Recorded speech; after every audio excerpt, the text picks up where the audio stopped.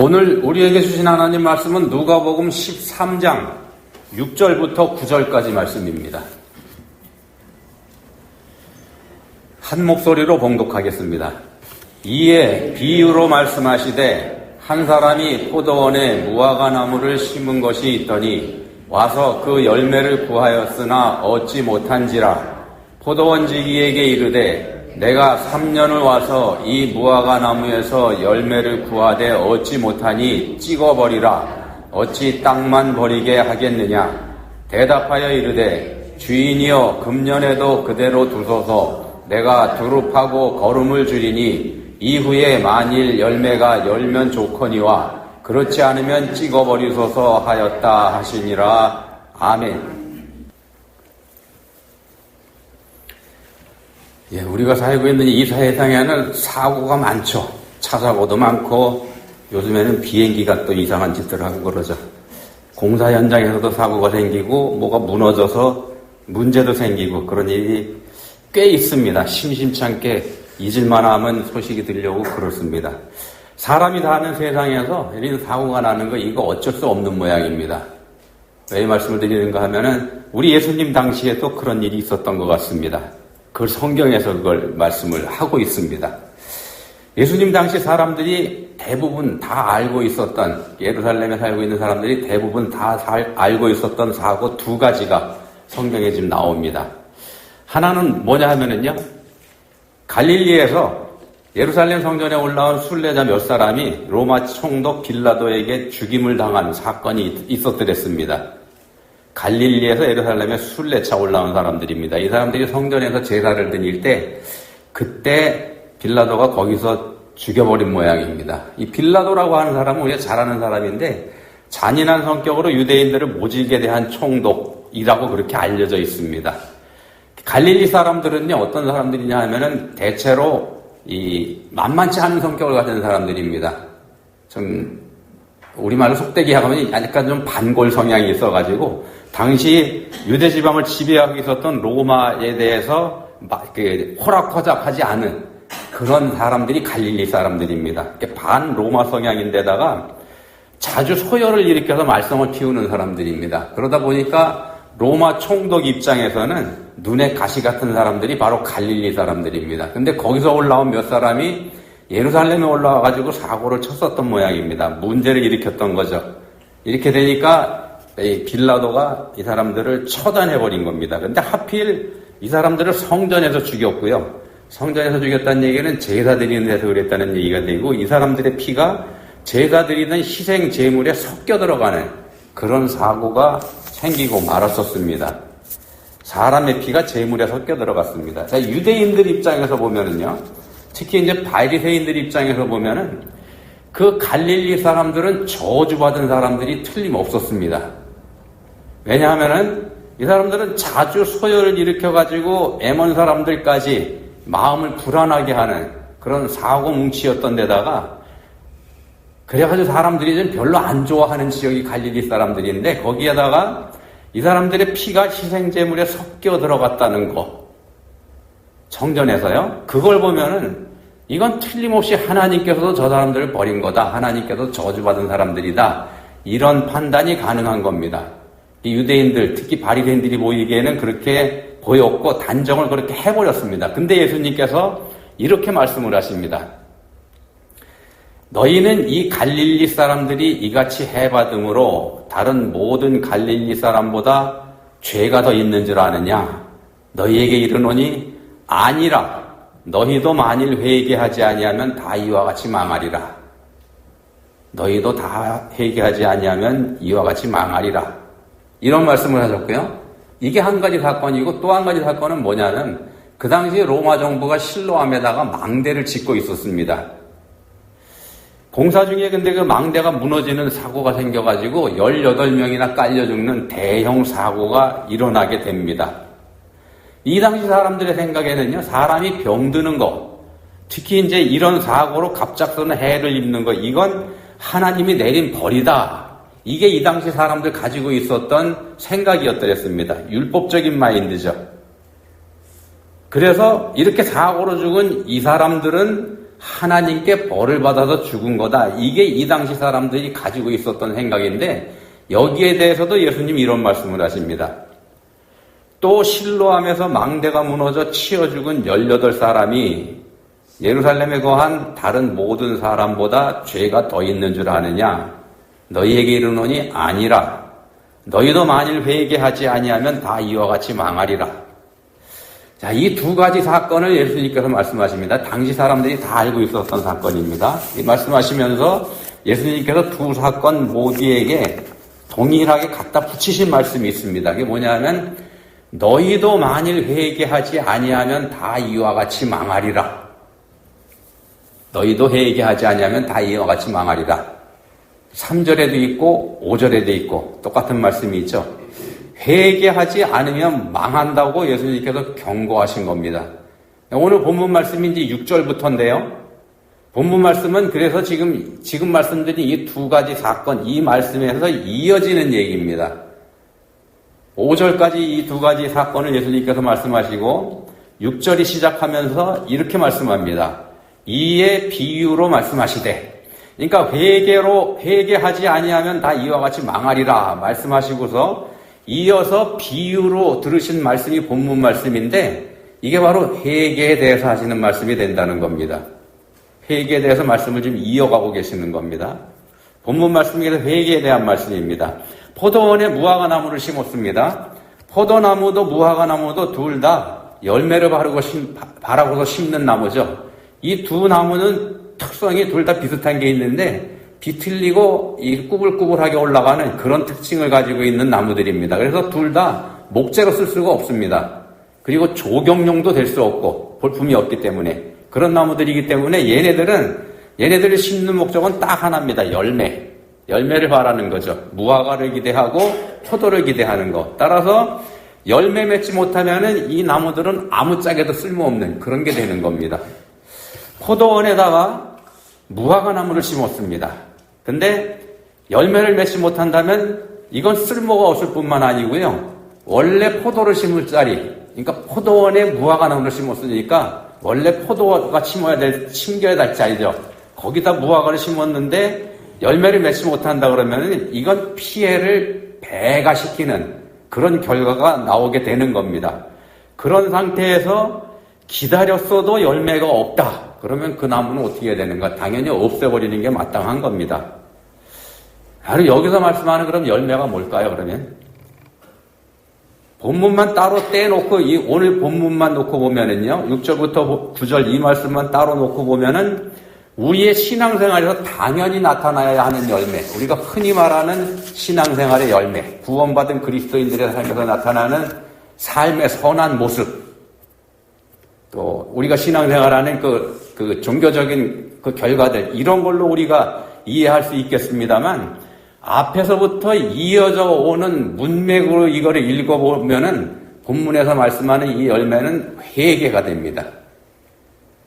본문의 열매는 회개가 됩니다. 자, 포도나무도 무화과나무도 성경에서는 하나님께 택함받은 이스라엘 사람들을 상징하는 나무로 등장하죠. 둘 다 이스라엘 사람들을 상징하는 그런 역할을 합니다. 구약 성경에서 특히 그렇게 나옵니다. 그렇게 택함받은 하나님의 백성들에게 예수님 말씀하시는 겁니다. 너희도 만일 회개하지 아니하면 다 이와 같이 망하리라. 회개하지 않으면 망한다. 실제로요, 애굽의 노예에서는 구원받았지만 광야 생활이 힘들다고 원망하면서 반역했던 이스라엘 사람들, 바꿔서 얘기하면 본문 말씀에 좀 미쳐서 얘기해서 하면 회개하지 않은 사람들은요 모두 다 광야에서 생을 마치고 말았죠. 그렇게 멸망하는 겁니다. 반대의 경우도 있습니다. 반대로 아버지의 유산을 미리 받아 챙겨서 멀리 떠나버린 우리가 잘 아는 불효막심한 탕자는 회개하고 돌아왔습니다. 돌아왔을 때 아버지가 버선발로 뛰어나가서 맞이하는 그런 모습을 성경에서 증거하고 있죠. 회개의 차이입니다. 회개하지 않았을 때 망했고 회개하고 돌아왔을 때는 환영받았고. 자, 우리 회개라는 말을 보면은요, 회개라는 말의 헬라어 원어가 메타노이에요. 이 단어인데 뜻이 뭐냐 하면은요, 생각과 마음과 뜻을 돌이키는 겁니다. 돌이키는 거, 생각, 마음 이런 거를 돌이키는 거. 그게 메타노예요. 회개가 가진 뜻입니다. 원어, 헬라어, 히브리어에서는요. 이 회개라는 단어를 뭘 쓰냐면 슈브, 니함 이런 단어들을 쓰는데 이것도 후회하고 돌이키는 거. 돌이키는 걸 뜻합니다. 그래서 회개는 돌이키는 겁니다. 헬라어에도 히브리어에도 둘 다 그런 뜻이 다 들어가 있습니다. 그냥 후회만 하는 게 아니고 후회만 하는 거 회개 아닙니다. 후회만 하는 게 아니라 돌이키는 걸 포함하는 게 회개입니다. 돌이켜야 회개입니다. 이걸 한자어로 풀어봐도요. 재밌는 결과를 우리가 얻을 수 있습니다. 회개 한자어로 쓰면은 뉘우칠회 고칠개 이렇게 됩니다. 뉘우칠회 고칠개 고칠개. 뉘우치는 것에 그치는 게 아니고 고쳐서 돌이키는 겁니다. 그게 회개입니다. 이 앞에 있는 뉘우칠 회자를 한번 보시면은요. 마음신변이죠. 마음신변에 매양 매자를 쓰는데 이 매자가 어디에 쓰는 매자냐면 무슨 뜻인가 하면은 언제나 자주 그런 뜻입니다. 그러니까 매일 매번 할 때 그 매자입니다. 이 매자를 가만히 보시면은 사람 인자하고 어미 모자가 있죠. 그래서 회개라는 걸 이 글자를 풀어보면은요. 어머니를 마음으로 생각하고 그리는 거. 이게 회자가 가지고 있는 뜻입니다. 어머니를 마음에 그리는 거. 개자는요. 이 개자는 돌이킬 개자라고 말씀드렸죠. 고칠 개자 이렇게 말씀을 드렸는데 이 개자는 그림을 풀어보면 앞에 있는 니을자처럼 생긴 이 자기기자, 자기기변에 썼죠. 이 자기기자는 모양을 보면은 어린아이가 무릎 꿇고 앉아있는 그런 모양이 됩니다. 무릎 꿇고 있는 겁니다. 그리고 그 다음에 있는 개자인데 칠개자입니다. 칠개자. 칠개자가 무슨 뜻이냐면 친다, 때린다 그런 뜻입니다. 어린이가 무릎을 꿇고 있고 매로 해처리로 때리는 그런 모양을 가지고 있는 게 이 개자의 모양입니다. 그래서 이거를 정리해 보면은요. 회개라고 하는 건 어린 시절에 해처리로 때리던 어머니를 그리워하는 거. 해처리로 때리던 어머니를 마음에 담고 있는 거. 그게 회개라는 한자가 가지고 있는 뜻이 됩니다. 어머니한테 맞아야만 했던 잘못을 저질렀던 그 어린 시절의 그 상황. 그리고 그 해철에 담겨있는 어머니의 그 따뜻한 사랑. 그거를 항상 생각하고 마음에 담고 있는 거. 이게 회개가 가지고 있는 한자어의 뜻입니다. 그래서 회개는 바로 그런 생각을 가지고 항상 바른 길로 돌이키는 것. 이게 회개라는 말씀입니다. 그러면은 우리가 가지고 있는 동양식 사고방식의 회개하고 서양식 회개방식의 사고방식의 회개하고 다 똑같은 내용을 가지고 있죠. 그리고 우리가 잘 아는 대로요. 헬라어 원어로 죄라고 하는 걸 하마르티아 이렇게 얘기하지 않습니까? 그 뜻이 뭐냐면은 관역에서 벗어나다. 그러니까 원래 목표에서 벗어난 것. 이걸 성경적인 의미에서 죄다 이렇게 얘기하지 않습니까? 그래서 원래 하나님께서 목적해 놓으신 바가 있는데 그 목적해 놓은 바에서 목표에서 벗어나서 사는 거. 이걸 성경에서는 죄라고 얘기를 합니다. 하나님께서 목적하신 자리에 있지 않고 딴 데 가 있는 것. 이게 죄입니다. 성경적인 의미에서요. 그래서 탕자가 아버지에게서 떠난 것. 그 자체가 죄입니다. 원래 아들의 자리는 아버지 곁이니까 말입니다. 아버지에게서 떠나버린 그 자체가 죄입니다. 그 이후에 지은 그게 죄가 아니라는 겁니다. 성경적 의미에서는. 그래서 회개는 원래 관역, 그러니까 원래의 목표로 되돌아오는 것, 이게 회개입니다. 탕자가 자기 잘못을 깨닫고 뉘우치고 그리고 집으로 돌아오지 않습니까? 돌아오는 거, 요게 회개가 되는 겁니다. 자, 이 세상에 목적 없이 존재하는 건 아무것도 없습니다. 이 세상에 목적 없이 존재하는 건 아무것도 없습니다. 이 세상에 있는 건 모든 걸 창조하신 분은 하나님이시죠. 모든 걸 창조하신 창조주 하나님이 전능하신 분입니다. 그렇다 그러면은 전능하시고 전지하신 하나님께서 의미 없는 일을 하실 리는 없습니다. 그럴 리가 없습니다. 하나님이 하시는 일에 쓸데없는 일 없고요. 의미 없는 일 없고 하지 않아도 되는 일 그런 거 있을 수가 없습니다. 하나님께서 하시는 일에. 더군다나 당신의 형상으로 지으신 인간을 지으신 일이라면은 뭐 두말할 필요도 없는 겁니다. 인간을 지으신 일에 쓸데없고 의미 없고 하지 않아도 되는 그런 일 없다는 겁니다. 그래서 이 세상 사람 중에 쓸데없이 존재하는 사람은 있을 수가 없습니다. 그래서 난 쓸모없는 인간이다. 이렇게 자책하는 거, 그거 안 되는 겁니다. 또, 저 인간은 왜 태어났나? 저 인간은 나한테 왜 있나? 이것도 해서는 안 되는 말입니다. 하나님께서 그때 그 자리에 반드시 그가 있어야 되기 때문에, 그래서 거기다 놓으신 겁니다. 그 사람이 그때 그 자리에 거기 있어야 되기 때문에 하나님께서 거기 놓으신 거고요. 내가 지금 여기에 반드시 있어야 되기 때문에 하나님께서 여기다 놓으신 겁니다. 요걸 부인하는 게 죄입니다. 하나님의 목적이 있어서 그렇게 하신 건데. 자, 그러니까 전능하신 하나님께서 창조하신 모든 게 다 소중할 수밖에 없습니다. 그 하나하나가 하나님의 뜻을 이루는 소중한 도구가 되기 때문에 그렇습니다. 하나님의 목적을 위해서 없어서는 안 될 거 이 세상에는 존재하지 않습니다. 길바닥에 의미 없어 보이는 돌멩이 하나, 또 우리가 당연히 없어져야 될 거라고 생각하는 우리한테 해로운 벌레, 해충들, 이런 것까지도 하나님께는 전부 다 소중한 겁니다. 근데 우리가 그걸 우리 마음대로 평가하고 단정해버리는 거, 이건 당연히 죄가 될 수밖에 없습니다. 하나님의 목적을 부인하는 게 되니까. 하나님을 자리에서 밀어내버리고, 그리고 내가 그 자리에 앉아서 내가 하나님의 행세를 하는 거기 때문에 그렇습니다. 그게 바로 죄입니다.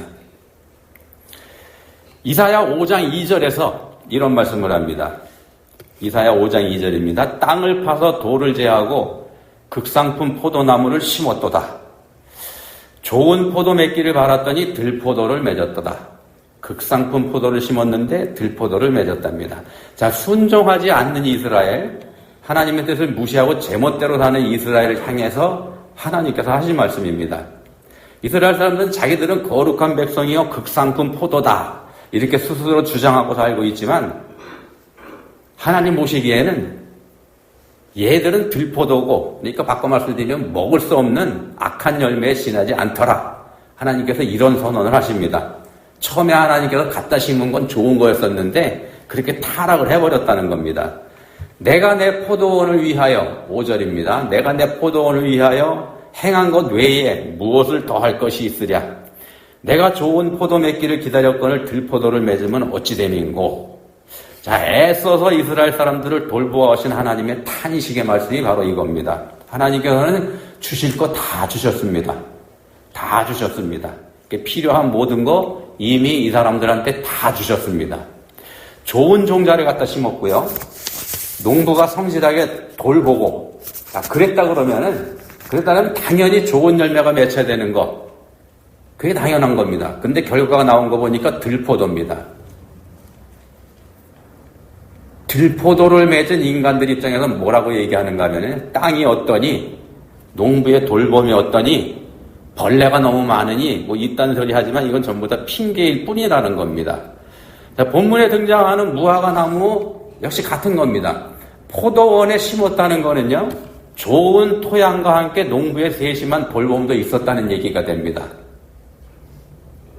포도원은 농장이다. 울타리를 딱 만들어 놓고 그 안에는 돌봄이 있고 그 안에 토양은 좋게 만들어 놓은 겁니다. 좋은 토양에 농부의 세심한 돌봄도 있었다는 얘기가 되는 겁니다. 근데도 결과는 신통치 않았던 거죠. 원래 나무를 심고 열매가 맺히려면 한 3, 4년 정도는 있어야 된다고 합니다. 나무가 자라야 되니까. 그래야 열매를 맺히죠. 근데 본문에서 3년을 기다렸다고 하는 거는요, 그 이후에도 더 기다렸다 그런 얘기입니다. 그 이후에도 더 기다렸다. 기다릴 만큼 기다렸고, 자랄 때까지 기다릴 만큼 기다렸고, 더해서 오래 참고 기다린 것. 이게 본문에 내가 3년을 와서라는 표현에 담긴 뜻입니다. 그래서 이제는 포기할 때가 됐다. 그래서 주인이 심판을 선언하는 겁니다. 찍어버려라. 어찌 땅만 버리게 하겠느냐. 자, 그럼 이렇게 된 게 누구의 책임입니까? 누가 잘못했기 때문에 이 나무에 열매가 맺지 않았을까요? 이거 전적으로 자기 책임입니다. 나무의 책임입니다. 이 말씀이 비유라는 걸 생각해야 됩니다. 이 말씀은 비유입니다. 다른 나무들은 열매를 잘 맺는데 얘만 문제가 있었다는 겁니다. 포도원에 심었다는 건 주인에게 목적하는 바가 있었다는 뜻도 되고요. 주인이 목적이 있기 때문에 거기다 심었겠죠. 그렇지만 나무가 그걸 철저하게 외면하고 철저하게 배신했다는 얘기가 됩니다. 그래서 열매가 없다는 건 나무의 죄입니다. 근데 그때 포도원 지기가 나서죠. 포도원 지기가 나서서 이렇게 얘기합니다.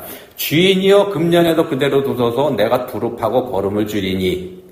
이게 무슨 말일까요? 잘못 들으면은요, 포도원 지기가 자기가 게을렀다는 걸 인정하면서 반성하는 말처럼 이렇게 들리는데 그런 게 아닙니다. 그게 아니고 이 말씀이 그래서 비유라고 지금 말씀을 드리는 겁니다. 자, 원래 책임이 나무한테 있지만 책임이 나무한테 있습니다. 다 갖추어줬는데 결실을 안 맺었으니까. 그렇지만 포도원지기가 자기가 책임지겠다고 지금 나서는 겁니다. 포도원지기는 포도원에 있는 모든 나무에게 빠짐없이 정성을 쏟았습니다. 이미 정성을 다 기울였습니다. 이 나무에도 정성을 쏟았던 겁니다. 근데 효과가 없었던 거고, 근데도 그 책임을 포도원지기가 내가 지겠습니다 라고 나서는 장면입니다. 하나님의 사랑은요, 정적인 게 아니고 동적인 거다 이렇게 얘기를 합니다. 하나님의 사랑은 그래서 명사가 아니고 동사다 이렇게 표현을 하죠. 기다릴 만큼 기다린 하나님이 땅을 두릅하고 거름도 줍니다. 주었습니다. 이미 그렇게. 땅을 두릅하고 거름도 주었고 이미 포도원지기가 이때까지 해왔던 일을 하는 거고요. 앞으로 더 하겠습니다라는 지금 말을 하고 있는 거죠. 그러면 한번 생각을 해보세요. 1년 더 시간을 벌고 있는데 1년 더 이렇게 한다고 그래서 얘한테 그러면 열매가 맺힐까? 여태까지 해왔던 거 1년 더 한다고 해서요. 글쎄요. 그렇지 않을 거라는 건 누구보다도 잘하는 사람이 있는데 그게 누굴까요? 바로 포도원지기입니다. 지금까지 해왔었거든요. 근데 안 됐습니다. 근데 포도원지기가 자기가 책임을 지겠다고 나서는 건 이 나무의 생명을 지금 건져주고 있는 겁니다. 나무의 생명을 건지는 겁니다. 이 포도원지기가 우리 예수님을 상징하는 겁니다. 죄를 지은 책임은 우리한테 있습니다만 그 책임을 예수님이 다 떠맡으시죠. 이게 복음이지 않습니까? 우리 책임을 예수님이 다 가져가신 겁니다. 이게 복음입니다. 우리가 한 짓은 뭐냐? 우리가 한 짓은 죄 지은 것뿐입니다. 죄 짓는 짓만 우리가 했습니다. 근데 그 책임은 예수님이 다 떠맡으신 것. 이게 십자가의 복음이지 않습니까? 우리가 하는 거는요. 우리가 한 짓은 판단하고 정죄하는 것. 그게 우리가 해온 짓입니다. 저 갈릴리 사람들은 원래 반역하는 사람들이니까 벌받아 마땅해. 이렇게 정죄하는 게 우리가 하는 짓이고요. 성전에서 죽임을 당해서 그 피가 제물에 섞인 걸 보니까 하나님도 저 사람들 저주한 게 맞네. 이렇게 판단해버리는 게 우리가 가지고 있는 습관이라는 겁니다. 또요. 실로암 망대를 건축하려는 로마 정부에 협조하는 그 자체가 죄인데 그 망대가 무너진 거 거기다가 또 그 일하던 사람들이 깔려서 죽는 거 이거 보니까 틀림없이 이건 100% 하나님의 징계가 맞아. 이렇게 수근거리는 게 우리들의 특기라는 겁니다. 우리가 하는 짓은 바로 그런 짓을 우리가 합니다. 그렇지만 우리 주님은 말씀하십니다. 너희도 만일 회개하지 아니하면 다 이와 같이 망하리라. 자, 본문의 관점으로는요. 포도원지기의 돌봄에 순응하는 거. 포도원지기가 돌볼 때 거기에 따라가는 거. 이게 회개입니다.